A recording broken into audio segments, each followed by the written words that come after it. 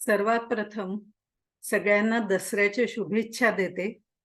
आपलं हे परमार्थरूपी जे सोनं आहे ते आपण एकमेकांना लुटूया, एकमेकांकडून शिकून घेऊया आणि तुम्ही आणि मी या सगळ्याचा आस्वाद घेऊया. अशा तऱ्हेने ह्या शुभेच्छा देऊन मी आजच्या प्रवचनाला सुरुवात करते. शुका सारिखे पूर्ण वैराग्य ज्याचे, वशिष्ठा परिज्ञान योगेश्वराचे, कवी वाल्मिका सारिखा मान्य ऐसा, नमस्कार माझा सद्गुरु रामदासा.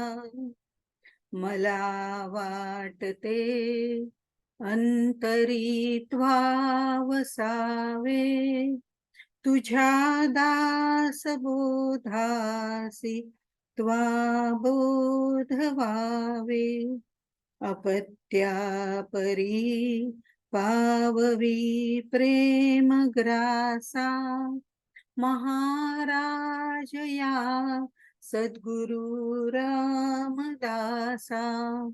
जय जय रघुवीर समर्थ. दासबोधातला पहिला दशक हा खरं म्हणजे नमनाचा दशक आहे असं आपण बघतोय. त्यात गणेश, शारदा, सद्गुरु हे पहिले पारंपरिक रीतीने जे नमन केलं जातं त्यानुसार हे नमन केलेलं आहे. पण नंतर समर्थांनी संत, श्रोते आणि द्रष्टा कवी यांचं स्तवन केलेलं आहे, यांना वंदन केलेलं आहे. हे थोडंसं वेगळं आहे. म्हणजे पारंपरिकरित्या गणेश, शारदा, सद्गुरु वगैरे हे सगळं बरोबर आहे, पण हे थोडंसं हटके असं ज्याला म्हणता येईल असं त्यांनी केलेलं आहे. एकनाथ महाराजांच्या काही याच्यामध्ये आपल्याला तसं दिसतं, अशा पद्धतीचं स्तवन. आणि रामदास स्वामी हे एकनाथांना फॉलो करणारे आहेत. कारण एकनाथांच्या म्हणजे जी परंपरा एकनाथांनी पुढे राबवलेली आहे तीच रामदास स्वामींनी पुढे नेलेली आहे. जे बीज एकनाथांनी पेरलेलं आहे त्याचा वटवृक्ष रामदासांनी केलेला आहे. संघटनेचा असो, राजकारणाचा असो, आपल्या स्वधर्माविषयी असो, आणि असे अनेक प्रकार जे आहेत त्याला कुठेतरी एकनाथ महाराजांचा स्पर्श आपल्याला दिसतो. आता या सभास्तवन, आता पुढचं जे आहे आपलं ते सभास्तवन आहे, परमार्थ स्तवन आहे, नरदेह स्तवन आहे. आता ह्या सगळ्या गोष्टींचा विचार केला गणेश, शारदा, सद्गुरु सोडून, जे पारंपरिक आहे. मग संत, श्रोते, द्रष्टा, कवी, सभास्तवन, परमार्थ स्तवन, नरदेह स्तवन या सगळ्यांना जे वंदन केलेलं आहे, यांचं जे नमन केलेलं आहे, यांचं जे स्तवन केलेलं आहे, हे बघितलं तर आपल्या लक्षात येतं की परमार्थ मार्गावरून चालण्यासाठी आपल्याला ज्या ज्या गोष्टीची आवश्यकता आहे, ज्या ज्या गोष्टी आपल्याला सहाय्यभूत आहेत, अशा सगळ्या गोष्टींना शरण जाऊन त्यांनी वंदन केलेलं आहे. आणि ते समर्थांना अनिवार्य वाटतं, कारण या बाकीच्या गोष्टी सुद्धा आपल्यासाठी तेवढ्याच सहाय्यभूत, परमार्थ मार्गावर गमू पंथा अनंत या राघवाचा याच्यावर जाण्याकरता आपल्याला ते उपयोगी पडतं, सहाय्यभूत ठरतं, म्हणून त्यांनी या सगळ्याचं वंदन केलेलं आहे. आता श्रोते स्तवन आपण मागच्या वेळेला बघितलं, त्यात कित्येक दिग्गज असे साहित्यिक, दिग्गज असे जाणकार, वेगवेगळ्या ग्रंथांचं श्रवण, पठण, मनन, चिंतन करणारे, त्याचा अभ्यास असणारे असे सगळे जाणकार लोक त्याच्यामध्ये होते. आता हे सगळे जर श्रोत्यांमध्ये होते तर आता पुन्हा सभास्तवन करायची काय गरज आहे, असा प्रश्न माझ्यासारखीला पडला. आणि या म्हणजे काही गरजच नाही ना, कारण सभा म्हणजे तरी काय, या सगळ्यांची मिळूनच सभा होते ना. मग तरीही सभास्तवन असं वेगळं करण्याचं काय कारण आहे? पण सुसंस्कृत समाजामध्ये सभेला महत्व आहे. म्हणजे आत्ता ज्या सभा होतात त्या सभा नाही. राजकीय सभा, कुठेतरी अहमहमिका दाखवण्याच्या केलेल्या सभा, आपलं बलप्रदर्शन करण्याकरता केलेल्या सभा, या सभा इथे समर्थांना अपेक्षितच नाहीयेत. मग ह्या ज्या बाकीच्या सभा असतात ना, त्या सगळ्या प्रसिद्धीसाठी केलेल्या असतात. पण समर्थांना या निश्चितपणे अपेक्षित नाहीयेत. मग सभा कोणती अपेक्षित आहे? तर मुख्य ते हरिकथा निरूपण हे चतुश्रुत्रीमधलं पहिलं सूत्र आहे त्यांच्या जीवनाच्या. त्यामुळे इथे जे त्यांनी सांगितलेलं आहे, मुख्य ते हरिकथा निरूपण हे सांगत असल्यामुळे आध्यात्मिक सभा या त्यांना अपेक्षित आहेत. मग सभा म्हणजे तरी काय? तर एखाद्या पूर्वनियोजित स्थळी, पूर्वनियोजित वेळी, विशिष्ट कार्यक्रमासाठी एकाच विशिष्ट हेतूने प्रेरित होऊन एकत्र जमलेला समुदाय, जनसमुदाय म्हणजे सभा. अर्थात समर्थांना आध्यात्मिक सभा इथे अपेक्षित आहे असं आपण बघितलं.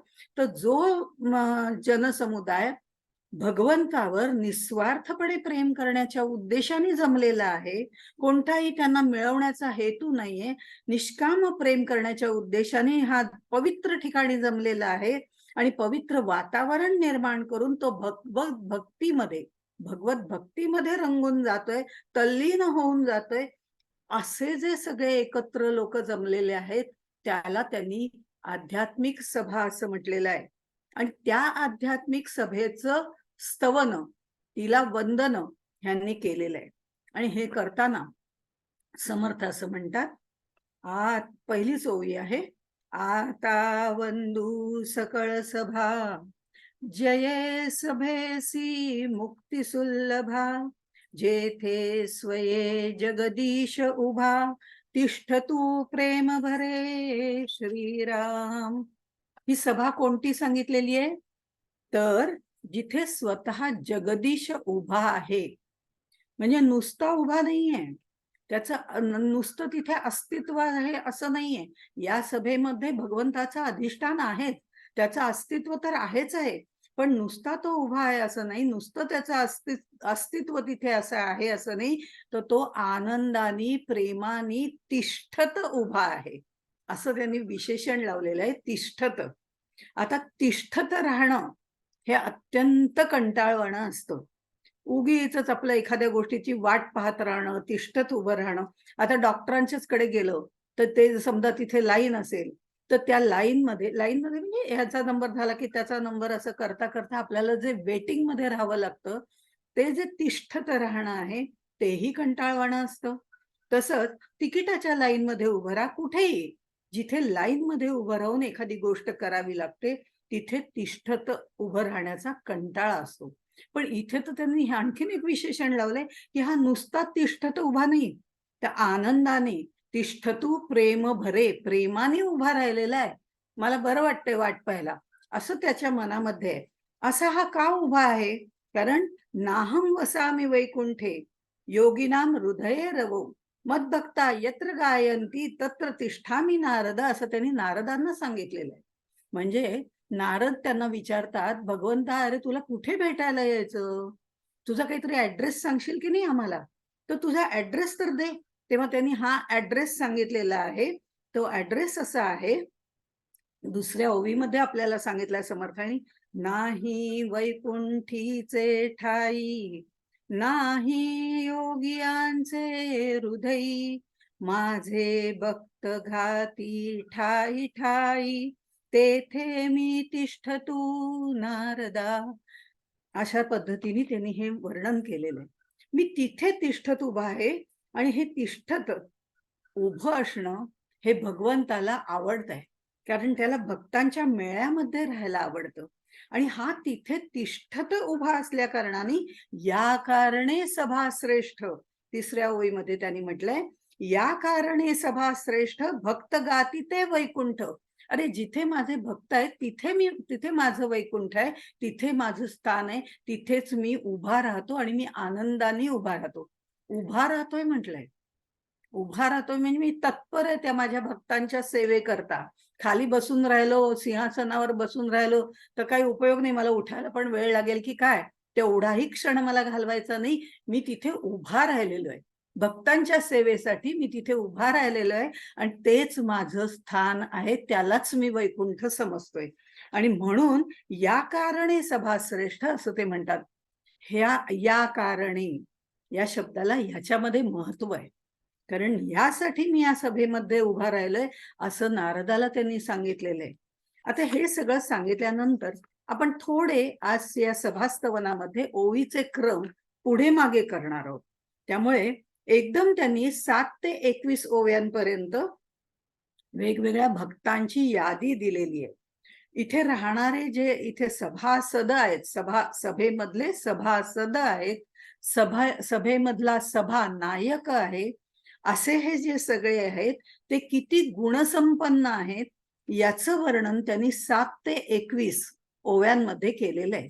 आणि म्हणून हे सगळं वर्णन बघितल्यानंतर 22व्या ओवीमध्ये समर्थ म्हणतात, उत्तम गुणांची मंडळी, सत्वधीर सत्वागळी, नित्य सुखाची नव्हाळी, जेथे वसे श्रीराम. म्हणून कीर्तन सभा, प्रवचन सभा, वैचारिक आध्यात्मिक परमार्थ स्वरूप असलेली ही सभा, जिथे आदान प्रदान केलं जातं अशी ही सभा, आणि त्या सभेमध्ये येणारे सभानायक ते किती कर्मनिष्ठ आहेत. बघा, ते 7 ते 21 मध्ये अशा बऱ्याच गोष्टी सांगितलेल्या आहेत. ते कर्मनिष्ठ आहेत, ते ज्ञाननिष्ठ आहेत, ते साधक आहेत, ते साधू आहेत, ते योगी आहेत, सर्वज्ञ आहेत, पंडित आहेत, पुराणिक आहेत, पौराणिक कथा सांगणारे आहेत, पुराणिक पण आहेत. म्हणजे आता ह्या प्रत्येक शब्दाचा जर अर्थ घ्यायचा झाला तर आपल्याला हा समास घ्यायलाच बराच वेळ लागेल. पण त्याची आत्ता गरज नाहीये. त्याचं कारण कर्मनिष्ठ म्हणजे काय हे समर्थांनी पुढे सांगितलेलं आहे. ज्ञाननिष्ठ म्हणजे काय हे समर्थांनी पुढे सांगितलेलं आहे. साधक म्हणजे काय, बद्ध मुमुक्षु साधक सिद्ध इथपर्यंत त्यांनी सांगितलेलं आहे. योगी नक्की काय असतात याचंही वर्णन केलेलं आहे. हे सगळे विषय आपल्याला पुढे येणार आहेत आणि म्हणून ह्याचं पुन्हा वर्णन समर्थांनी केलेलं आहे. याज्ञिक आहेत, यज्ञ म्हणजे तरी काय, अशा तऱ्हेने याज्ञिक आहेत, वैद्य आहेत, ऋषीमुनी आहेत. अशा ह्या सगळ्यांची मिळून जिथे वैराग्याची चर्चा होते, विविध मतांचं खंडन आणि मंडन होतं, नुसते वादविवाद नाहीत. कारण वादविवाद समर्थांना मान्य आहे, पण कुठपर्यंत, जिथे खंडन मंडन करून काहीतरी साध्य केलं जातं असे वादविवाद मान्य आहेत. पण तुटे वाद संवाद तोही तकारी असं समर्थ म्हणतात. म्हणजे या वादविवादातून काहीतरी चांगलं निष्पन्न व्हायला पाहिजे, त्यासाठी असणारे वादविवाद त्यांना मान्य आहे. तिथे विवेक विचाराने सगळी सारासार आत्मानात्म विचार याची चर्चा केली जाते. इथे विवेक वैराग्याची चर्चा केली जाते. विविध मतांचं खंडन मंडन या दृष्टिकोनातून केलं जातं आणि हे विचार मंथन चालू असतं. गुणी गुणिनम वेत्ती याप्रमाणे गुणीजन श्रोते आहेत, गुणीजन वक्ते आहेत, त्या गुणांचा आदर करणारे श्रोते आहेत, तर त्या गुणांचं वर्णन करणारे आणि श्रोत्यांमधले गुण आवर्जून सांगणारे आणि श्रोत्यांना वंदन करणारे असे सभानायक आहेत. आणि हे गुण ओळखणारे आहेत आणि हे गुण ओळखताना ते सुद्धा त्रिगुणाच्या संदर्भात ओळखणारे आहेत, परमार्थाचा विवेकपूर्ण विचार करणारे आहेत, परमार्थ विषयक विचार ऐकण्यास उत्सुक असणारे श्रोते आहेत आणि तेवढ्याच ताकदीने त्यांना सांगणारे वक्ते सुद्धा आहेत. अशी ही जी सभा समर्थांनी वर्णन केलेली आहे, तिथे त्या सभेचं वर्णन इथे आपल्याला केलेलं आहे. म्हणजे हे विचार ऐकण्याला उत्सुक असतात आणि त्यामध्ये ते तल्लीन होऊन जातात, किंवा सांगणारा सुद्धा त्यामध्ये तल्लीन होऊन जातो. कारण तिथलं वातावरण जे आहे ते त्या एकाच विचारांनी भारावून गेलेलं असतं आणि भगवंत तिथे तिष्ठतू उभा असतो प्रेम भरे. आणि म्हणून तिथे सर्वत्र भगवंताची तर स्पंदन निर्माण होतातच, पण या सर्व लोकांची आपल्या मनापासून जी भक्ती करण्याची उत्सुकता आहे त्यामुळे त्या भगवंताची स्पंदनं आणि या श्रोते आणि वक्त्यांची स्पंदनं सगळी मिळून एक आनंदमय वातावरण तिथे निर्माण होतं. म्हणून हे विद्वान उपासक, हे भगवत भक्त, हे अनुभवाधिष्ठित सर्व लोक अशी जी आहेत, हे सगळे त्या सभेची उंची वाढवतात. साधना मार्गामध्ये कशी प्रगती करावी याचं मार्गदर्शन तिथे मिळतं आणि त्या सर्वांचं बोलणं, श्रोते वक्ते सगळ्यांचंच बोलणं हे अत्यंत विचार पूर्वक असतं किंवा त्यांची विचारसरणी जी आहे ती सत्वशील असते.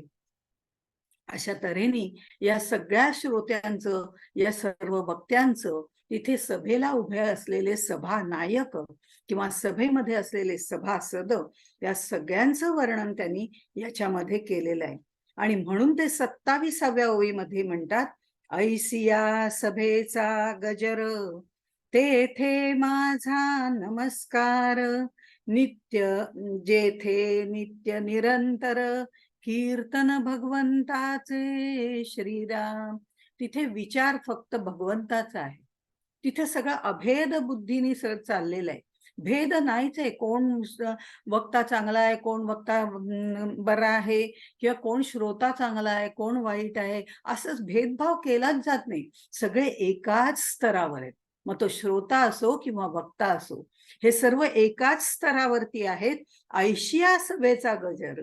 ज्या वेळेला असं येतं की ऐशिया या कारणे, याला आधीच्या ओव्यांचा संदर्भ घ्यायचा असतो आणि म्हणून इथे जे देवाचं ध्यान केलं जातं, त्या विशेष गुणांचं वर्णन केलं जातं भगवंताच्या, असे हे सगळे लोक जे आहेत ते एकाच हेतूने तिथे प्रेरित झालेले आहेत.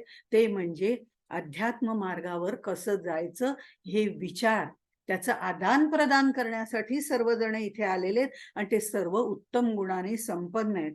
वृद्ध आहेत, तरुण आहेत, बाल आहेत, सगळेच तिथे आहेत. प्रवृत्तीने जगणारे आहेत, निवृत्तीने जगणारे आहेत.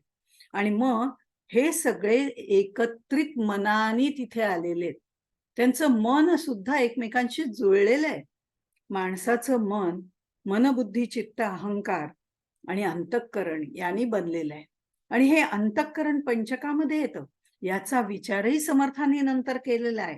हे पंचकोश जे आहेत त्यामुळे देहबुद्धीचं आवरण त्याच्यावर पडलेलं आहे आणि ते अज्ञानी, संकुचित, भेदाने जगणारं असं जे मन होतं ते इथे आल्यावर मात्र वेगळ्याच पद्धतीने वावरायला सुरुवात करतं.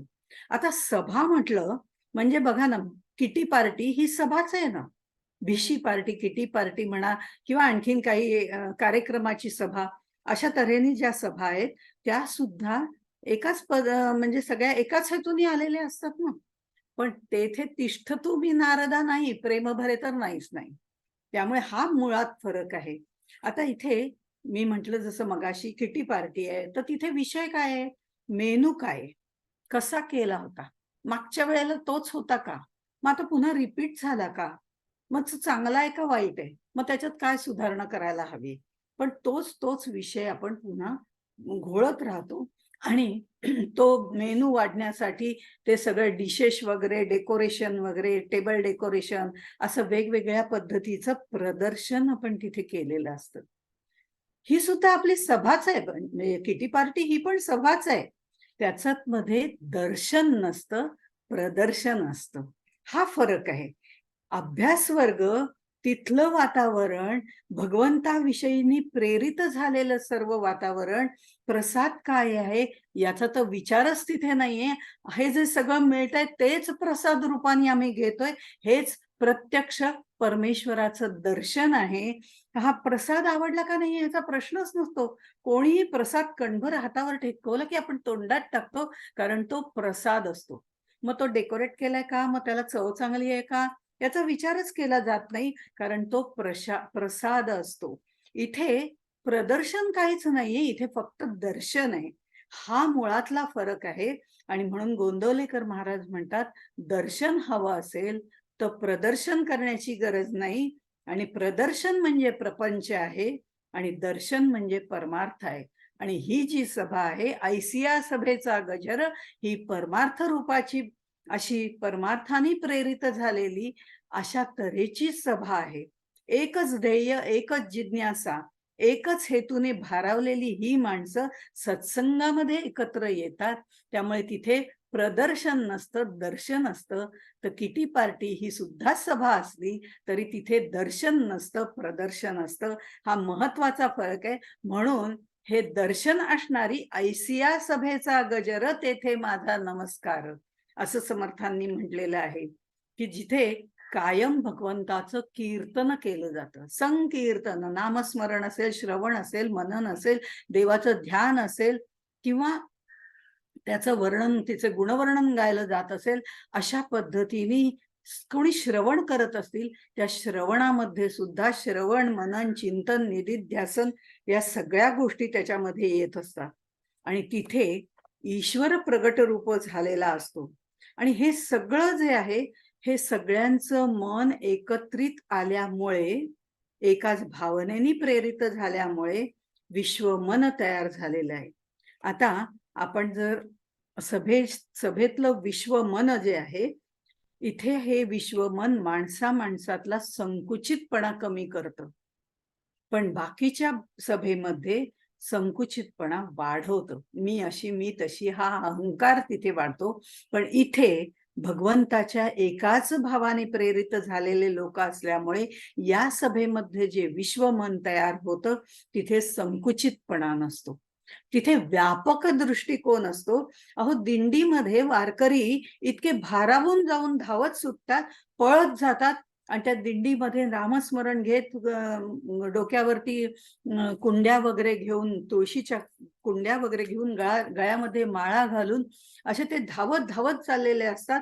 ते दमत नाहीत, ते विश्रांती घेत नाहीत, ते नाचतात, फुगड्या घालतात, पण तरीही त्यांना त्रास होत नाही, कारण त्या वातावरणाने ते भारावून गेलेले असतात. या सभेचा, या आजूबाजूच्या तयार झालेल्या वातावरणाचा होणारा परिणाम लक्षात घेऊन समर्थांनी सभास्तवन केलेलं आहे. म्हणून सामूहिक प्रार्थनेला महत्व आहे, सामूहिक जपाला महत्व आहे. आणि ते महत्व लक्षात घेऊन तिथे होणारं जे सामूहिक मन आहे, विश्वभर पसरणारं जे विश्वमन आहे, ते तयार करणं जास्त गरजेचं आहे. हा इथे सगळेजण एकाच भावनेने आलेले असल्यामुळे त्यांच्यामध्ये संघटन तयार होतं. आणि संघटनाचं कार्य हे महत्वाचं कार्य आहे, जे समर्थांनी त्या काळात गरजेचं होतं, आजही गरजेचं आहे.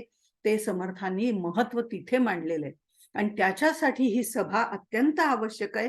आणि ही आध्यात्मिक दृष्टिकोनातनं एकत्र आलेली माणसं अत्यंत मोकळ्या स्वभावाचे असतात, काहीही आत बाहेर ठेवत नाहीत, सद्भावनेने प्रेरित झालेले असतात, सत्कर्म करण्यासाठी तयार असतात.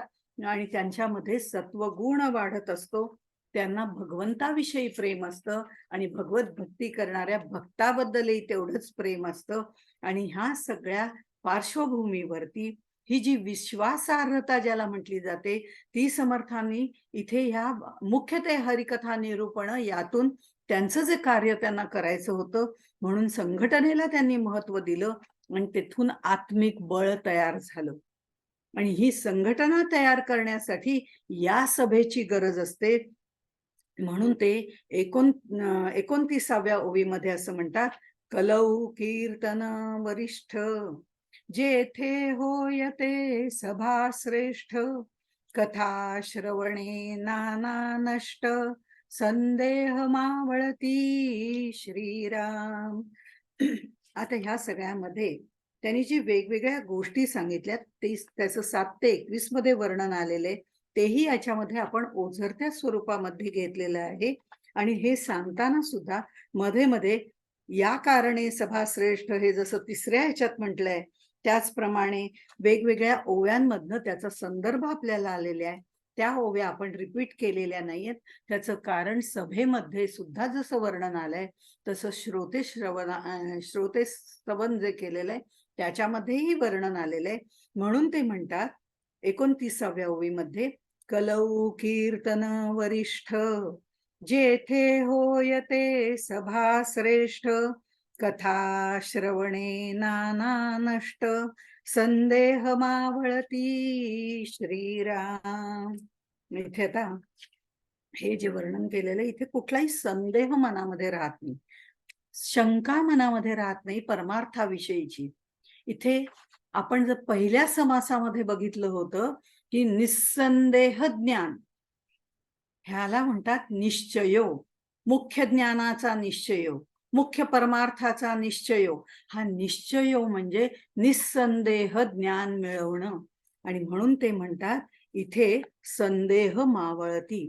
या सभेमध्ये आता ह्या कलियुगामध्ये आपण बघितलं, मगाची त्यांनी जी ओवी हे केली त्याच्यामध्ये कीर्तन असं म्हटलं होतं. हे कीर्तन भगवंताचे, दुसऱ्या कोणाचं कीर्तन नाही म्हटलेलं, भगवंताचे. कलियुगामध्ये कीर्तनाला महत्व आहे. कीर्तन म्हणजे नाम आहे, उपासना आहे, श्रवण आहे, जप आहे, प्रवचन आहे. कुठल्याही पद्धतीने कीर्तन करणं म्हणजे वर्णन करणं, गुणानुवाद करणं. आता म्हटलं जातं की श्रीरामाच्या कथेच्या ठिकाणी हनुमंत उपस्थित असतो, ही आमच्या मनाची धारणा पक्की आहे. नामदेवांच्या कीर्तनामध्ये पांडुरंग नाचतो हे आपल्याला माहिती आहे आणि आम्ही त्याच्यावर विश्वास ठेवतो, निस्संदेह विश्वास ठेवतो, कारण आम्ही नामदेवांना मानतो, आम्ही हनुमंताला मानतो. आणि आपल्याला कथाभागही माहिती आहे की औंढ्या नागनाथचं जे मंदिर आहे, नामदेवांना तिथे कीर्तन करू दिलं नव्हतं. त्यावेळेला नामदेव कीर्तनाच्या मागच्या मंदिराच्या मागच्या बाजूला गेले आणि हे मागच्या बाजूला जात असताना त्यांनी तिथे उभं राहून कीर्तन केलं. तर त्यावेळेला ते मंदिरच संपूर्ण फिरलं आणि भगवंतानी त्यांच्याकडे तोंड केलं आणि मंदिरच फिरवलेलं आहे. असा हा भगवंत भक्ताचा महिमा आहे. आणि ज्या सभेमध्ये हे भक्त असतात ती आध्यात्मिक म्हणजे पद्धतीची आध्यात्मिक सभा असते. आता इथे त्यांनी आधीच्या ओवीमध्ये म्हटलं होतं की योगी त्यांच्याही हृदयामध्ये मी नाही, मी तर भक्तांच्या हृदयामध्ये आहे. हे जे योगी आहेत, या योगींमध्ये आणि भक्तांमध्ये सुद्धा फरक आहे. योगी जर आहेत ते माकडाच्या पिल्लासारखे असतात. मी फक्त दृष्टांताच्या दृष्टिकोनातनं बोलतेय. योगी हे माकडाचं पिल्लू असतं, तर भक्त हे मांजरीचं पिल्लू असतं. माकडाचं पिल्लू जे असतं ते माकडिणीला घट्ट धरून ठेवतं. आपण पाहिलं असेल, आपण बाहेर केव्हा जातो किंवा वनांमध्ये भ्रमण करायला जातो त्यावेळेला आपण बघितलं तर माकडाचं पिल्लू त्या माकडिणीच्या पोटाला घट्ट धरून असं ते राहतं. माकडीण जी असते ती बिनधास्त चालत असते, ती विचारच करत नाही की माझं पिल्लू बरोबर राहील ना, राहिलं तर त्याने हात सोडला तर काय होईल, हात सोडला तर ते पडेल. ती म्हणते त्यांनी धरलंय मला, त्याला घट्ट धरलंय त्यांनी मला, मला खात्री आहे, पण मी त्याला धरणार नाहीये. योगी लोक भगवंताला घट्ट धरून ठेवतात. ते स्वतःला पडू देत नाही. पण ते जर त्या स्थानावरून कुठे इकडे इकडे झाले, योगीच्या स्थानावरनं जर इकडे इकडे झाले, थोडेसे जरी हल्ले, तर त्यांचा हात सुटतो आणि ते खाली पडतात. पण हे माकडिणीच्या पिल्लाच्या बाबतीत झालं, म्हणून योग्यांना माकडाचं पिल्लू असं म्हटलेलं आहे, चांगल्या अर्थाने म्हटलेलं आहे. आणि आपण जर मांजरीचं पिल्लू बघितलं तर मांजरीचं पिल्लू जे आहे ते मांजर त्याला घट्ट धरून ठेवते, पिल्लू काही करत नाही. मांजर त्याला घट्ट धरून ठेवते, आपल्या दातामध्ये धरून ठेवते, कुठेही जायचं असलं तरी आपल्या दातातनं त्याला सोडत नाही. इथे भक्त हे मांजरीच्या पिल्लासारखे असतात आणि त्यांना काहीही करावं लागत नाही. बघा, मी म्हणते त्यांना काहीही करावं लागत नाही, भगवंत त्याला घट्ट धरून ठेवतो, इकडे इकडे जाऊच देत नाही. पण त्यासाठी आधी भक्त होणं गरजेचं आहे. आणि ते भक्त होण्याची प्रक्रिया जी आहे ती दासबोधामध्ये सांगितलेली आहे. मग हे भक्त व्हायचं असेल तर विभक्त राहून चालत नाही. मांजर आपल्या पिल्लाला घट्ट तोंडामध्ये धरून ठेवते आणि त्या तोंडामध्ये धरून ठेवल्यानंतर ते जे मांजरीचं पिल्लू असतं ते त्याच्यापासून दूर जाऊच शकत नाही. किती त्यांनी हालचाल केली, डळमळ केली, इकडे इकडे गडबड केली, तरी मांजर त्याला सोडत नाही. तसंच हा भगवंत आपल्या भक्ताला वाम मार्गावरनं जाऊच देत नाही आणि भक्ती मार्गावरनच जाऊ देतो. गमू पंथा अनंत या राघवाचा याच्यावरनच त्याला नेतो आणि ते नेण्याची प्रक्रिया भगवंत त्याला आपल्या हातात बांधून ठेवून करतो. म्हणून भक्त होणं गरजेचं आहे आणि विभक्त नाही. तो भक्त हे होणं त्याहून अवघड आहे. त्यासाठी त्यांनी नवविधा भक्ती सांगितलेली आहे. ही नवविधा भक्ती जी सांगितलेली आहे तीही पुढे आपल्याला येणार आहे.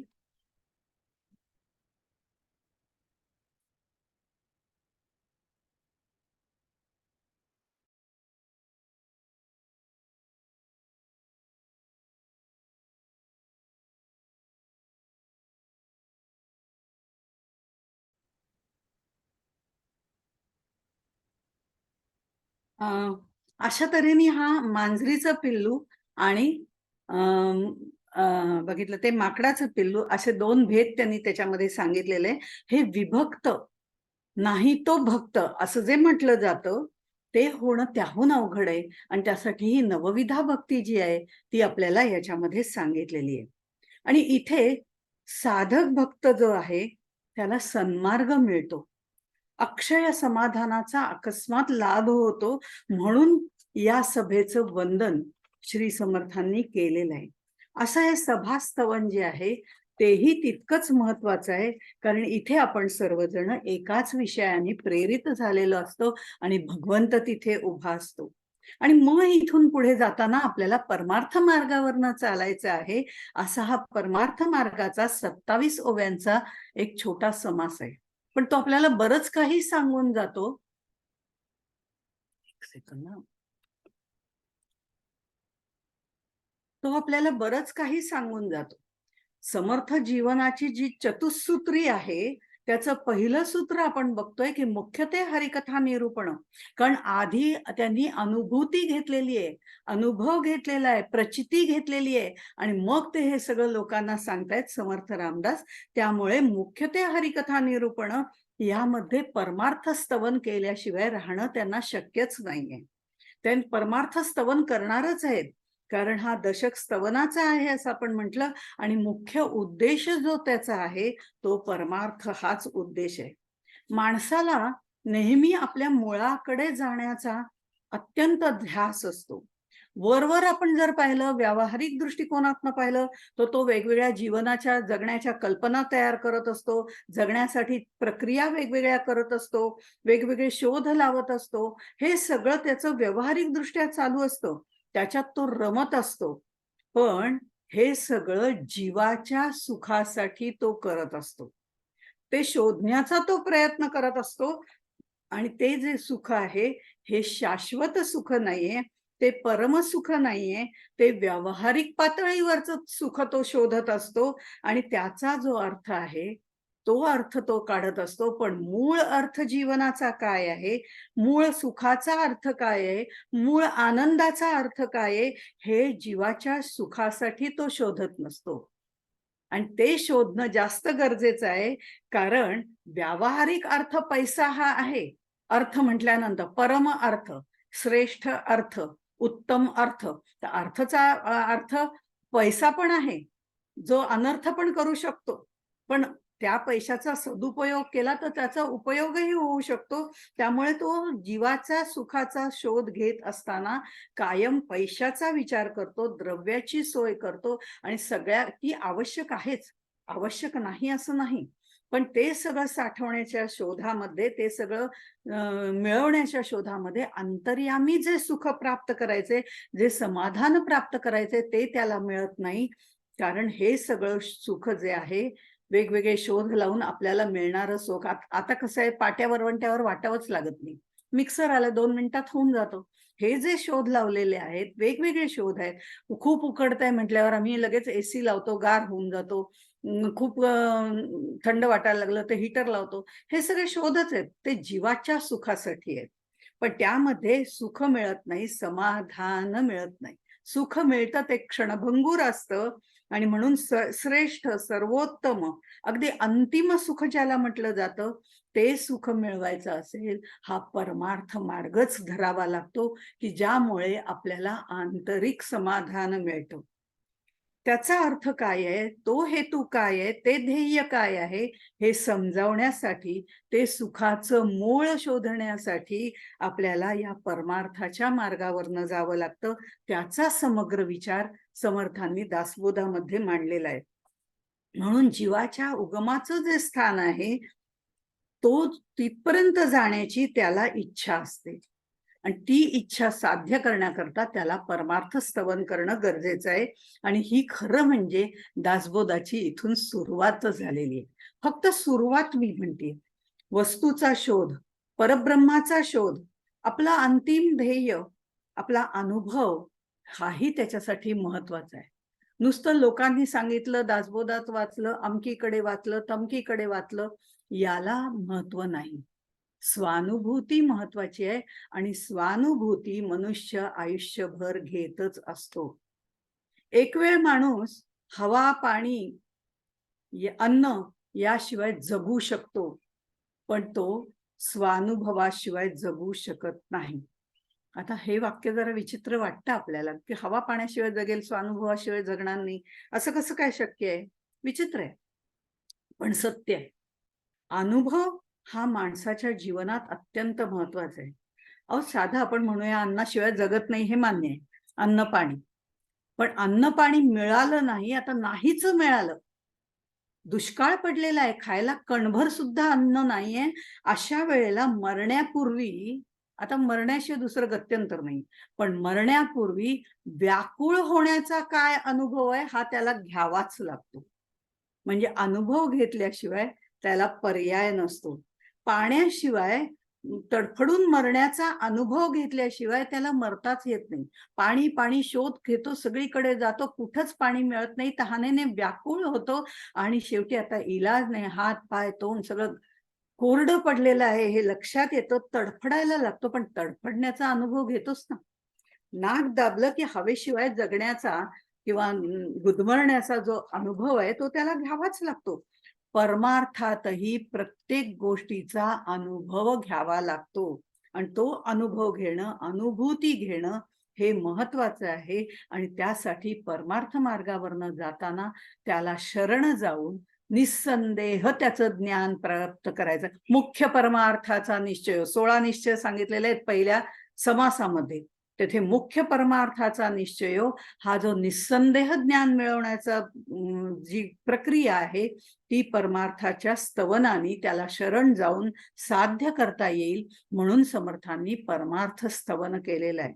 पहिल्या आणि दुसऱ्या ओळीमध्ये ते असं म्हणतात, आतास्तौ परमार्थ जो साधकांचा निजस्वार्थ, न तरी समर्थामध्ये समर्थ योग हा श्रीराम, आहे तरी परम सुगम, परिजनांसी झाला दुर्गम, का त्याचे चुकले वर्म, सत्समागमाकडे श्रीराम. समर्थामध्ये समर्थ योग हा सर्वात श्रेष्ठ आणि समर्थ बनवणारा असा हा समर्थ योग आहे. गीतेत जसं गुह्यात गुह्य ज्ञान म्हटलेलं आहे, गुह्यात गुह्यतमम शास्त्र म्हटलेलं आहे, तसं मानवी जीवनाला मृत्यूची कालमर्यादा आहे आणि त्या जीवनात मिळणाऱ्या सर्व गोष्टी नश्वर आहेत. जीवन नश्वर आहे, मृत्यू सत्य आहे. माणसाला जर स्वार्थ करायचा असेल, आपलं हित साधायचं असेल, स्वार्थ म्हणजे इथे आध्यात्मिक स्वार्थ साधायचा असेल, आपलं हित साधायचं असेल, तर हे शाश्वत समाधान देणारा जो योग आहे, समर्थ योग आहे, तो म्हणजे परमार्थ मार्ग सुगम आणि सोपा करून इथे सांगितलेला आहे. तो आपण अनुसरण करा, त्याचं अनुकरण करा. तो प्राप्त करण्यासाठी हा परमार्थ स्तवन हा समास त्यांनी लिहिलेला आहे. एक खरं आहे की परमार्थ आज करायला गेलं, रोकडा म्हटलेलं आहे बरं का त्यांनी, परमार्थ हा रोकडा असं त्यांनी म्हटलेलं आहे, पण तरी सुद्धा तो तेवढा रोकडा नाहीये. त्याचं फळ तात्काळ मिळत नाही. खरं म्हणजे संत सांगतात हा रोकडा परमार्थ आहे, त्याचं फळ सत्संगाने, सहवासाने, सहजपणे ताबडतोब मिळतं, पण आम्हाला तसा अनुभव नाही. आम्हाला का अनुभव नाही? कारण आम्हाला परमार्थ सवडीचा आणि संसार आवडीचा वाटतो. संसार आवडीचा आणि परमार्थ सवडीचा जेव्हा होतो, तेव्हा त्याचा योग, समर्थ योग येत नाही. पण ज्या वेळेला परमार्थच आवडीचा बनून जातो आणि आवड मिळाली की सवड मिळते, त्याप्रमाणे ती सवड काढली जाते, तेव्हा तो परमार्थ निकडीचा होऊन जातो. ते महत्वाचं आहे. तो रोकडा आहे. ज्ञानदेव आपण हरिपाठामध्ये म्हणतात, "देवाची द्वारी उभा क्षण भरी, तेणे मुक्ती चारी." क्षणभर उभं राहिल्यावर 4 मुक्ती मिळाल्या तर किती सोपं आहे, नाही का? हा वरवरचा अर्थ झाला. पण तसंच समर्थ सांगतात, की परमसुगम हा मार्ग आहे तरी परमसुगम, परी जनासी झाला दुर्गम. हा का झाला? कारण त्यांचे चुकले वर्म, असं त्यांनी सांगितलं.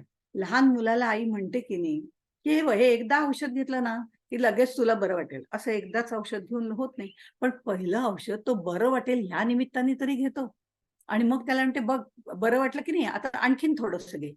दुसरा डोस पुन्हा दुपारी देते त्याला.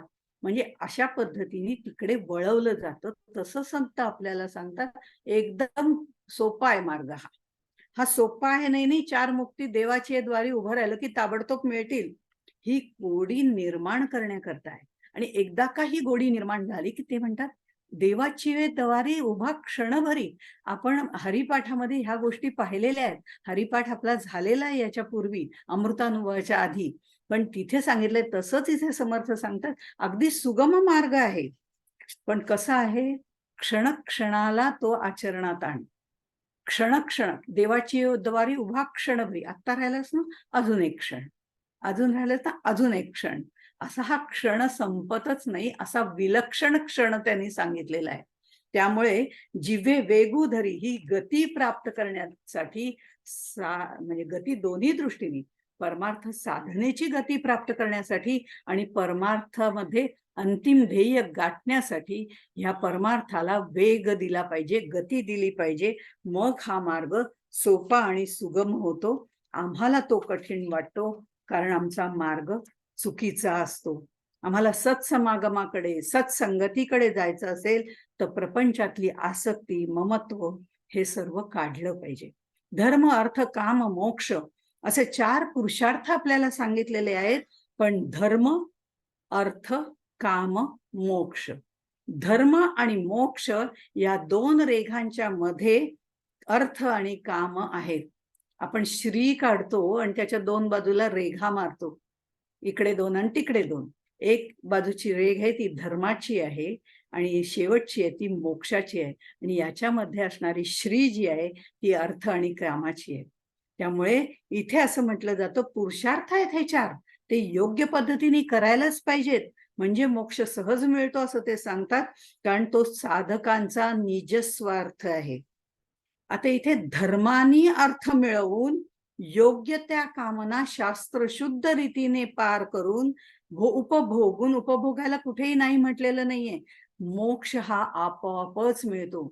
धर्माने जर आचरण केलं, असलेल्या कामना, मग ते प्रजापती व्रत असो किंवा अन्य कामना असो, इच्छा असो, ह्या त्या पद्धतीने निस्वार्थ बुद्धीने आपण जर त्या केल्या, तर त्या सगळ्या उपभोगून, म्हणजे धर्मानी सर्व नीती आचरण करून, धर्मानी अर्थ मिळवून, योग्य तऱ्हेने कामना पूर्ण करून जर आपण जीवन व्यतीत केलं आणि परमार्थ मार्गावरून चाललो, एकनाथांसारखं जर प्रत्यक्ष प्रपंच पण केलेला आहे आणि परमार्थ पण साधलेला आहे, असं जर केलं तर मोक्ष आपल्या हातामध्ये आहे, असं त्यांनी सांगितलेलं आहे. 3ऱ्या ओळीमध्ये ते म्हणतात, नाना साधनांचे उधार, हा रोकडा ब्रह्म साक्षात्कार, वेदशास्त्री जे सार, ते अनुभवासिये श्रीराम.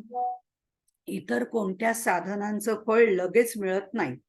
परीक्षा पास करायची असली तर वर्षभर अभ्यास करावाच लागतो की नाही?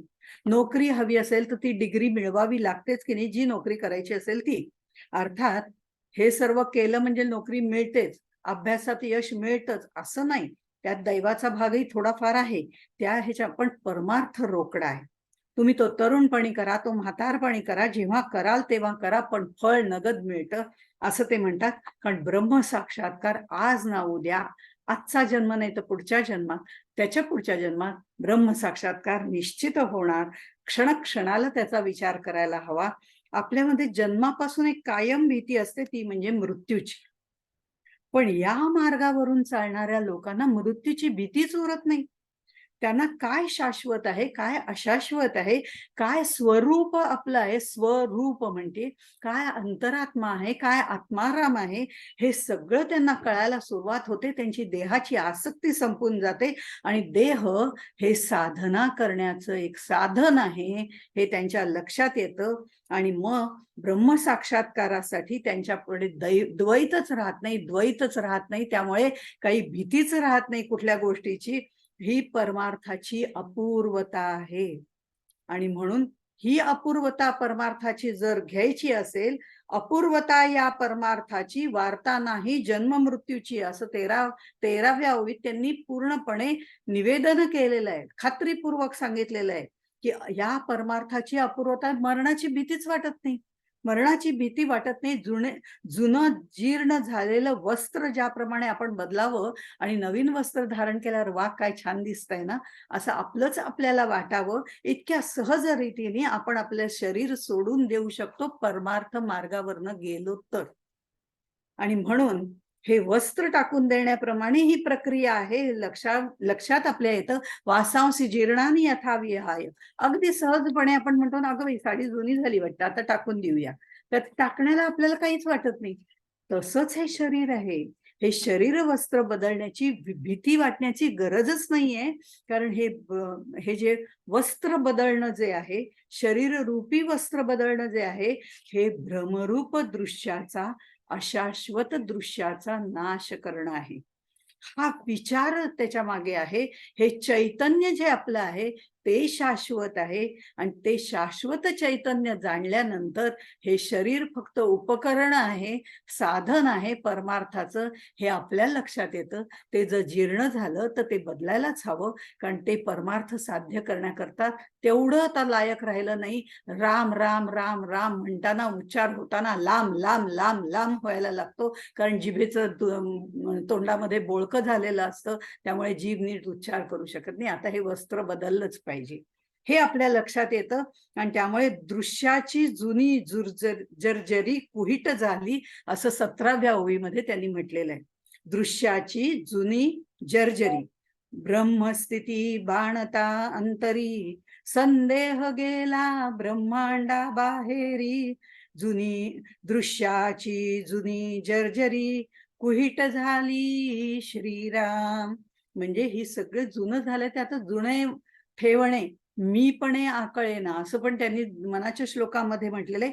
इथे परमार्थामुळे अद्वैत आपल्याला प्राप्त होतं. सर्वत्र मीच भरलेला आहे, त्यामुळे मी जाण्याचा प्रश्नच येत नाही. हे शरीर फक्त मी बदलतोय, ही धारणा तिथे निर्माण होते. दुसरा कुणी नाहीच आहे, हे निस्संदेह ज्ञान प्राप्त होतं. तिथे संशयच राहत नाही. हा परमार्थाचा महत्वाचा मुद्दा इथे आपल्याला साध्य होतो. या समासामध्ये जर आपण नीट वाचलं तर आपल्या लक्षात येईल, ब्रह्मस्थिती, ब्रह्म साक्षात्कार, साधक, भ्रम, असे सगळ्या शब्दांची पेरणी समर्थांनी इथे केली आहे. परमार्थामध्ये येणाऱ्या शब्दांची पेरणी केलेली आहे. ही फक्त पेरणी केलेली आहे, त्याची तोंड ओळख केलेली आहे. पण मुळामध्ये ब्रह्म म्हणजे काय हे सांगताना त्यांनी 14 ब्रह्म पुढे सांगितलेली आहेत. साधक म्हणजे काय, आपण आपल्याला फार साधक म्हणून घेतो, पण खरंच आपण साधक आहोत का, हे आपल्याला केव्हा कळतं की बद्ध मुमुक्षु साधक सिद्ध प्रवास बघतो त्यावेळेला. अजून हे सगळं पुढे मांडायचंय, पण निदान शब्द तर माहिती असावेत. म्हणून ह्या शब्दांची पेरणी त्यांनी परमार्थ साधनामध्ये, परमार्थ स्तवनामध्ये केलेली आहे. आपण सिरियल बघतो, टीव्हीवरच्या सिरियल्स बघतो, त्यामध्ये काही काही दृश्य दाखवली जातात, काही काही नाती मांडली जातात, वेगवेगळी नात्यांची पेरणी केली जाते. आणि हळूहळू जसा विस्तार करायचा असेल त्याप्रमाणे ते ती नाती त्या त्या अनुषंगाने वाढवली जातात. अशा तऱ्हेने हे दृश्य वेगवेगळी वाढवली जातात. त्याचा विस्तार केला जातो आणि ती सिरियल मग 11 भागाची असते, ती 21 भागाची होते. अशा पद्धतीने ती वाढत जाते. हे परमार्थाचं तसंच आहे. हे शब्द इथे पेरलेले आहेत. आता ह्या सगळ्याची माहिती करून आपल्याला पुढे घ्यायचे आणि ही जी सीरियल आहे आपली परमार्थाची, परमार्थ मार्गावरून चालण्याची जी आहे, ती आपल्याला पुढे शब्द त्यातले एक शब्द उलगडत जायचे आणि ते उलगडत शब्द गेल्यानंतर ते अनुभूती कशी घेता येईल याचाही विचार करायचा आहे. श्रवण करायचंय, मग त्याचं मनन करायचंय, मग चिंतन करायचंय आणि मग ते आचरणात येतंय की नाही हेही बघायचंय. एकतरी योगी अनुभवावी असं म्हटलं जातं, त्याप्रमाणे करायचंय. हा विस्तार सगळा त्यांनी पुढे केलेला आहे. इथे ते 5व्या ओळीमध्ये म्हणतात, आकाशमार्गी गुप्तपंथ जाणीती योगी समर्थ, इतरांस हा गुह्यार्थ सहसा न कळे श्रीराम. आकाशमार्गी गुप्तपंथ ह्याचाही उहापोह त्यांनी डिटेलमध्ये पुढे केलेला आहे. याचे 2 अर्थ आहेत. 2 अर्थ कसे? आपला व्यावहारिक अर्थ आणि आध्यात्मिक अर्थ. बाहेरचं जे आकाश आहे, चंद्र, सूर्य, तारा मंडल वगैरे आणि या पलीकडे असणारं अनंत ब्रह्मांडे लगडली, या पद्धतीची जी ब्रह्मांड आहेत, हे सगळी कल्पना करणं सुद्धा शक्य आहे, कठीण आहे. या सगळ्याचा विचार त्या तत्वात, हे सगळी जी तत्व आहेत ती आपल्या पिंडामध्ये आहेत. हे बाह्य वातावरणातले जे सगळे आकाशमार्गी गुप्तपंथ जे म्हटले, हे तारामंडल, सूर्यमंडल, चंद्रमंडल, ते बाहेरचे पंचभूत, ही सगळी आपल्या शरीरात आहेत, ती आपल्यामध्ये तत्वरूपाने आहेत. त्याचा विस्तार 82 तत्वामध्ये केलेला आहे. बाहेर सगळी पोकळी आहे, आपल्या शरीरात पोकळी आहे आणि हृदयाकाश आपलं आहे, तिथेही पोकळी आहे आणि ह्या सर्व नसा ज्या भरलेल्या आहेत, ज्यातनं रक्त वाहतंय, ती सुद्धा पोकळीच आहे. हे विकारांनी आपलं सगळं आवरण घातल्यामुळे आपल्याला कळत नाही की जेवढं पिंडात आहे तेवढं ब्रह्मांडात आहे, जेवढं ब्रह्मांडात आहे तेवढं पिंडात आहे. आणि आपलं हे हृदयाकाश आहे, ते त्या हृदयाकाशामध्ये आपल्याला भ्रमण करता येतं. हे आपल्याला आपले सिद्ध योगी जे आहेत ते सांगतात. हे बाहेर संचार आपण करतोच आहोत, अजूनही करतोय, बाहेर करतोय, विमानाने प्रवास करतोय, हे सगळं करतोय. पण आपल्या हृदयातील आकाशामध्ये आपल्याला संचार करणं हे आपल्याला परमार्थ साधनेमध्ये शिकवलं जातं. ह्या अनंत आकाशांशी मेळ घालणं, ही जी प्रक्रिया आहे ती आपल्यालाच करावी लागते. ही स्वसंवेद्याशी जोडणारी प्रक्रिया आहे. बेलसरे यांनी त्यांच्या प्रवचनामध्ये फार सुंदर सांगितलंय. आदरणीय बेलसरे यांनी त्यांनी प्रवचनामध्ये छान उपमा दिलेली आहे त्यांच्या, की बाहेरच्या आकाशामध्ये आपण अग्निबाण उडवतो, रॉकेट्स वगैरे उडवतो, अग्निबाण, रॉकेट हे सगळं पाठवतो. पण त्याचं एक तंत्र असतं की नाही, वेडवाकडं जाऊन चालत नाही, एक विशिष्ट तंत्राने त्याच्यासाठी जावं लागतं. आणि ते तंत्र जे आहे, ती सिस्टीम कशी आहे, काय आहे, हे सगळं तंत्राचं जे ज्ञान आहे ते फक्त त्यातले जे प्रवीण शास्त्रज्ञ असतात त्यांना माहिती असतं. तसंच हृदयाकाशामध्ये विहार करण्याची जी वृत्ती आहे ती फक्त संत, सज्जन, योगी, सिद्ध पुरुष यांनाच असते. आणि सामान्य माणूस या हृदय रामाकडे नेहमी पाठ फिरवतो आणि बाह्य जगात फिरत राहतो, पण या दृश्य जगाच्या पसाऱ्यामध्ये अडकतो, त्या पिंजऱ्यातनं अडकून राहतो. तिथून सुटण्याचा मार्ग म्हणजे परमार्थ आहे. आणि परमार्थामध्ये साधनेनी मन, बुद्धी, इंद्रिय यांनी ही बाहेरची ओढ कमी करायची आणि आपल्याच अंतरंगातल्या हृदयाकाशामध्ये विहार करायचे. आणि ती कला आपल्याला इथेच शिकवली जाते. आणि म्हणून परमार्थामुळे माया विवेक मावळे, सारासार विचार कळे, परब्रह्म तेही निवळे अंतर्यामी. अशा पद्धतीने त्यांनी 14व्या ओळीमध्ये आपल्याला सांगितलेलं आहे. हे आपल्याला बाहेरचं सगळं प्रयत्नपूर्वक सांगून हृदयाकाशामध्ये फिरता येतं, ते आपल्याला परमार्थामुळे शक्य होतं. या परमार्थामुळे काय फायदे होतात ते सांगताना भल्याने परमार्थी लागावे असं सांगितलेलं आहे. कारण हा परमार्थ तापसी लोकांचा आसरा आहे, सिद्धांचा विसावा आहे, सात्विकांचं समाधान आहे आणि प्रापंचिकांना भवसागरातून पार करणारा, पूर्वजांचा उद्धार करणारा आहे आणि शरीराचं सार्थक करणारा आहे. म्हणून परमार्थ साधना करणं अत्यंत आवश्यक आहे. समर्थ पुढे 23व्या ओळीत म्हणतात, परमार्थी तो राजधारी, परमार्थ नाही तो भिकारी, या परमार्थाची सरी कोणास द्यावी श्रीराम. यासाठी आद्य शंकराचार्यांचे विचार पाहिले तर आपल्या लक्षात येईल की त्यांच्या प्रश्नोत्तरीमध्ये त्यांनी असं म्हटलेलं आहे, कोवा दरिद्री. दरिद्री कुणाला म्हटलेलं आहे? ही विशाल तृष्णा, म्हणजे ज्याची तृष्णा विशाल आहे, ज्याची आसक्ती विशाल आहे, ती त्याची भागतच नाही, त्याची ती तहान वाढतच जाते. एक संपलं की दुसरी निर्माण होते, एक संपली की दुसरी तृष्णा, दुसरी वासना, ह्या सगळ्या निर्माण होत आहेत. तो भिकारी आहे. आणि म्हणून समर्थ म्हणतात, परमार्थ नाही तो भिकारी, या परमार्थी तो राजधारी, असं त्यांनी म्हटलेलं आहे. परमार्थी तो राजधारी असं म्हटलेले, कारण इथे त्याची तृष्णा त्याने आटोक्यात आणलेली असते आणि आपल्या हृदयाकाशामध्ये त्या परमेश्वराला स्थित केलेलं असतं आणि तिथेच त्याचा विहार चालू होतो. त्याला दुसरीकडे कुठे जाण्याची आवश्यकताच नसते. शंकराचार्य म्हणतात, श्रीमांश्च कोण? श्रीमंत कोणाला म्हणायचं? तो जो सदा सर्वदा संपूर्णपणे सदैव संतुष्ट असतो, योग्य रीतीने समाधानी असतो, त्याला समर्थ राजधारी असं म्हणतात. आणि तेच राजधारी कसे ते आपण 7व्या दशकामध्ये बघणार आहोत. या उक्तीचा पुन्हा उहापोह त्यांनी पुढे केलेला. इथे फक्त परमार्थामध्ये त्याची पेरणी केलेली आहे. एकदा एक थोडा जास्त वेळ घेते, एक 5-10 मिनिटं. राजस्थानला एक सभा होती. त्यावेळेचे जे मुख्यमंत्री असतील ते त्या सभेला आले होते आणि त्या सभेचे अध्यक्षपद जे होतं ते शरणानंदजी महाराज यांच्याकडे होतं. आणि ते सारखं ते शरणानंद महाराजांकडे बघत होते आणि म्हणत होते, किती हसतमुख माणूस आहे हा, हे समजत नाही, किती समाधानी आहे हा, एवढा संन्यासी आहे, तो आनंदात राहू शकतो का? हे त्यांच्या मनात येत होतं. आणि त्यांनी तो प्रश्न स्वामीजींचे जे शिष्य होते, त्याच्या शेजारी ते बसले होते, त्यांना त्यांनी विचारला, तर संन्यासी माणूस एवढा सुखी राहू शकतो? काहीच त्याला ऐशोआराम नाही, काही नाही. आणि हे स्वामीजींनी ऐकलं. तेव्हा ते म्हणाले, इस बात को आप जैसे भिखारी नहीं समझ पाते और नहीं समझ सकोगे, क्योंकि आप भिकारी है.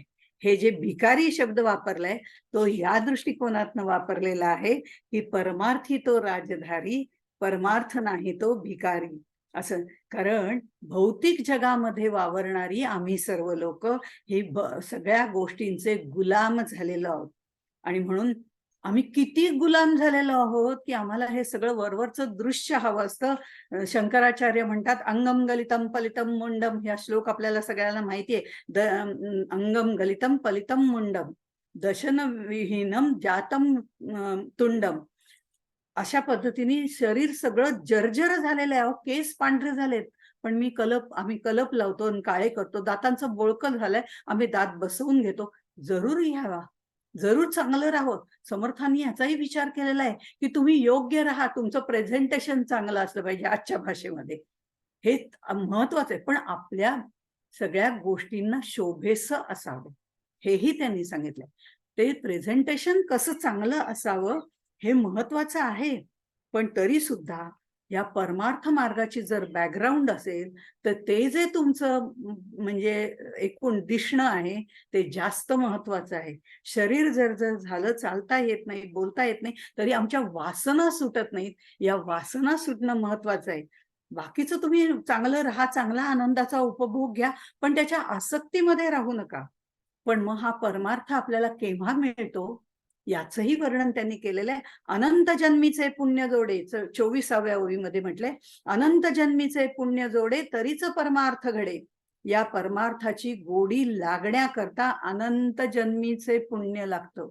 हे अनंत जन्मीचं पुण्य केव्हा लागतं हे सांगितलंय. पण मग ते पुण्य प्राप्त करायला पाहिजे, ते सत्कर्म केल्यामुळे मिळतं. मग हे सत्कर्म केव्हा मिळतं, घडून येतं? असं सगळे एक एक प्रश्न जेव्हा पडायला सुरुवात होते ते 5व्या अध्यायात त्यांनी सुरुवात केलेली आहे. सत्संग, सत्परिवार, सत्कर्म, सद उपासना, या सगळ्याचा उहापोह त्यांनी केलेला आहे. आपण हे सगळं आपलं जे गंतव्य स्थान आहे ते आपलं अंतिम ध्येय आहे, ते जे आपलं आत्मज्ञान प्राप्त करायचं आहे, त्या स्टेशनवरती आम्ही आतापर्यंत बाहेर उभं होतो. आता आम्ही किमान त्या गाडीत तर बसलोय. गाडी सुरू झाली की आम्ही आपोआपच त्याच्याबरोबर जाऊ. जसं मांजरीच्या पिल्लानी तिला तोंडात धरलं होतं. गाडीत आपण बसल्यावरती आपल्याला चालावं लागत नाही हो. आपण बसून राहतो आणि गंतव्यस्थानाला पोहोचतो, लास्ट डेस्टिनेशन.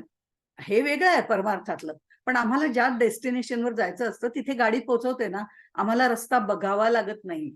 आम्हाला काही सांगावं लागत नाही ड्रायव्हरला, "अरे डावीकडे घे का उजवीकडे घे?" कारण आम्ही त्या गाडीत बसलेलो आहोत. या स्टेशनवर उभं राहण्यापेक्षा परमार्थ मार्गाच्या त्या गाडीत बसणं महत्वाचं आहे आणि आम्ही या गाडीत बसलोय, तो आमचा देह धारण करून बसलेलो आहोत. हा देह या परमार्थ मार्गाचं साधन आहे. कारण हाच देह तापसांना आश्रय देतो, साधकांना आधार देतो, धार्मिकांना सुख देतो, योगी सिद्धांना समाधान देतो आणि प्रापंचिकांना बसल्या बसल्या गाडीमध्ये भवपार पार करून नेतो. म्हणून या परमार्थाच्या गाडीमध्ये आपण या देहासकट बसणार आहोत आणि हा देह या परमार्थ मार्गाचं साधन आहे हे लक्षात घेऊन समर्थांनी पुढचं जे स्तवन आहे ते नरदेह स्तवन केलेलं आहे ते आपण पुढच्या वेळी बघणार आहोत. तोपर्यंत इथेच थांबू. जय जय रघुवीर समर्थ.